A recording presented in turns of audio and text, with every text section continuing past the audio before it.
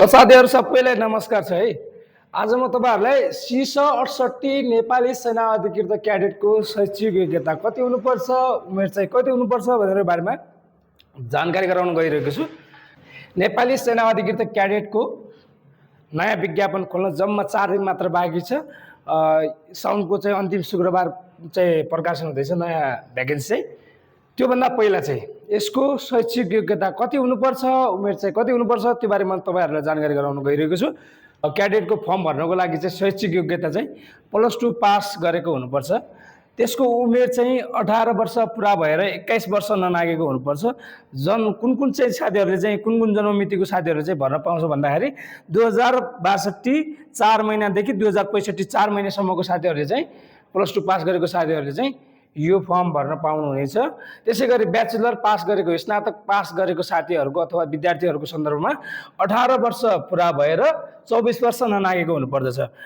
जसको जन्ममिति 2059 4 महिनादेखि 2065 4 महिनासम्मको चाहिँ भएको साथीहरुले चाहिँ के गर्न पाउनुहुन्छ भन्दाखेरि नयाँ विज्ञापन अहिले खुलिरहेको विज्ञापनमा चाहिँ फर्म भर्न पाउनुहुनेछ। त्यसैगरी बालबालक साथीहरु कर्मचारी हकमा 18 वर्ष पुरा भएर 26 वर्ष ननागेको हुनुपर्छ। जसको जन्ममिति 2057 4 देखि 2065 4 सम्मकोले चाहिँ यो फर्म भर्न पाउनुहुनेछ।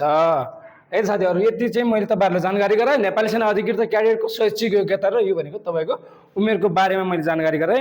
त्यसै सन्दर्भमा तपाईहरु जो शीर्ष 68 को लागि तयारी गर्दै हुनुहुन्छ नेपाली सेना अधिकृत क्याडेटको, त्यसको लागि हाम्रोमा अहिले कक्षाहरु सञ्चालनमा छ।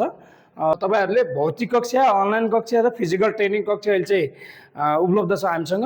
तपाईहरुले कक्षा लिन चाहनुहुन्छ भने यो तल दिएको नम्बरमा सम्पर्क गर्न सक्नुहुनेछ।